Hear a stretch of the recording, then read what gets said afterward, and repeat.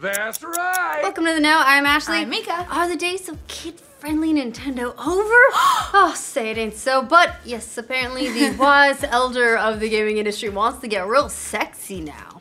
Interesting. Well, this might come as a shock to those of you who grew up with kid-friendly Nintendo games like Mario and Zelda. They're all naked now. Oh, God. Nude patches for everything. Oh, goodness. Well, apparently... Okay, maybe not that far. Not that far, but the company is now making a concentrated effort right now to get more mature, risque, if you will, games on the Switch, according to a number of developers and publishers who spoke with the Wall Street Journal. The ultimate goal, the publishers are saying, is to shed Nintendo's family-friendly label and attract older gamers from the West.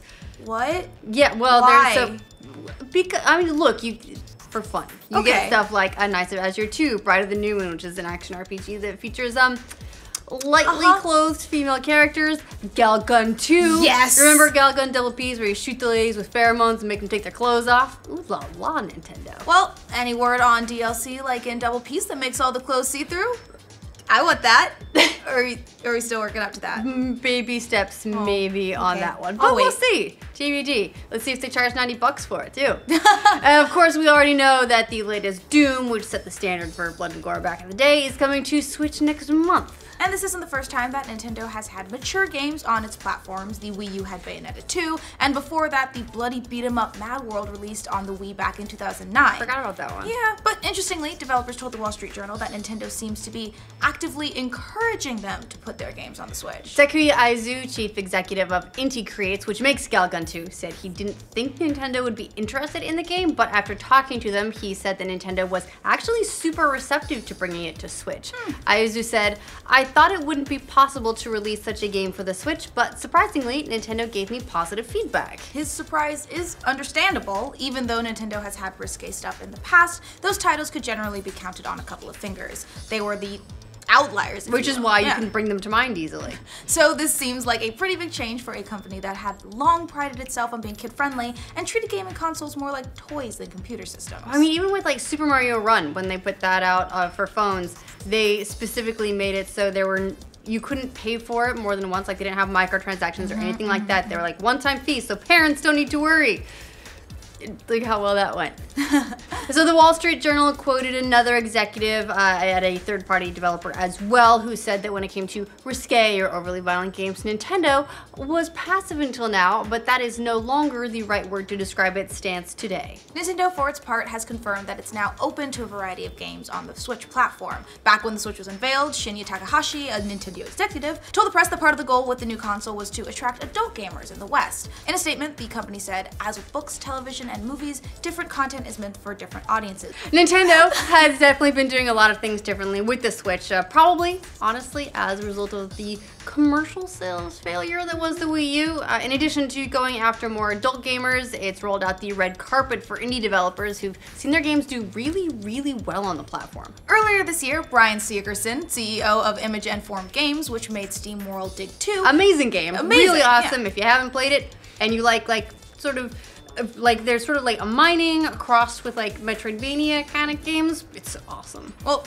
he said his company has been treated like royalty by Nintendo. He said, "We released SteamWorld Dig, the original on the 3DS in 2013, and we've never looked back. It's never been a question of what platform we should support first. They inspired loyalty in you by treating you very, very nicely." Other indie devs have noted that the approval process for the Switch is even easier than Steam's, which is making the Switch a go-to platform for many of them, hopefully minus the whole fake games part. Right. And there's no question that there's an indie gold rush right now when it comes to smaller devs putting their games on the Switch. It's a new platform that's already got millions of users, and more importantly, there's not a ton of stuff to play on it right now, especially because some bigger developers initially held back to see how the Switch would be received. Yeah, that's kind of created a vacuum for indie devs who found they can get attention for their games that otherwise might be overshadowed on other platforms. Just a few weeks ago, there was this stretch where 18 different indie games hit eShop in a single week.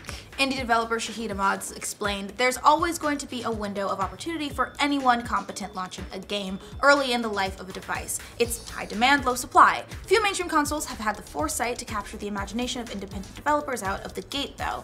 I can only think of the PS4 and the Switch as examples of this phenomenon." Well, so far, Switch players have been devouring indie games, so it's working. As Kotaku noted in a recent lineup of the 10 most downloaded games on the Switch, only 2 were actually made by Nintendo. The top spots were all also taken by Stardew Valley, Golf Story, Axiom Verge, Sonic Mania, all very deserving of those spots too. Meanwhile, the developers of other indie games like Shovel Knight and The Flame of the Flood said their games have sold better on Switch than on any other platform. So it's not hard to see why indie devs would want their stuff on the Switch.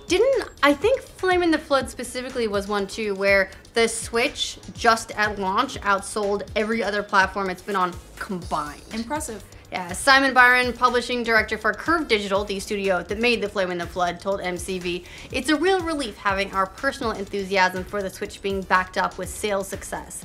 It's been incredibly frustrating only having anecdotal evidence about the buzz for Switch titles, so we've been genuinely desperate to get a game out there so we could get some hard data ourselves." And that's all good news for Nintendo, and ultimately for gamers looking to increase their library. Hey, that's us! Yeah, and pretty welcome shift in Nintendo's focus. Nintendo hasn't always had such a great relationship with third-party game makers. I mean, back in the glory days of the NES and Super NES, Nintendo was by far the biggest console in the world, and it kind of had a tendency to use that clout to force outside developers to kind of do whatever it wanted. Of course, there are a lot more gaming options these days. Nintendo struggled to move hardware last generation, and the industry has become more and more robust. And Nintendo has very gradually come around to accommodating third-party devs. Yeah, even in the 3DS's life cycle early on, Nintendo wouldn't release the indie roguelike Binding of Isaac on the handheld because of the religious themes in its storyline. I mean, nowadays, you can get the latest version of Binding of Isaac on, you guessed it, the Switch.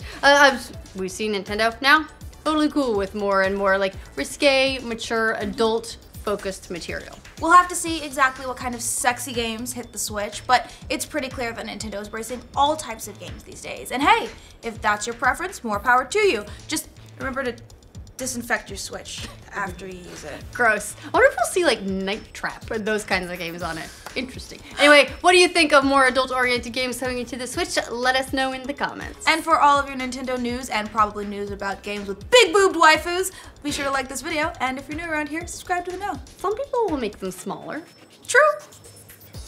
If it's your $90 DLC, you choose. You get to pick your boob So size. I think Double Piece, they had like a couple different DLCs. There was the $90 DLC that would let you make their clothes see-through, and then they had two other DLCs, one that would make the boobs bigger and one that would make the boobs smaller. Interesting. All boobs are great. That's one.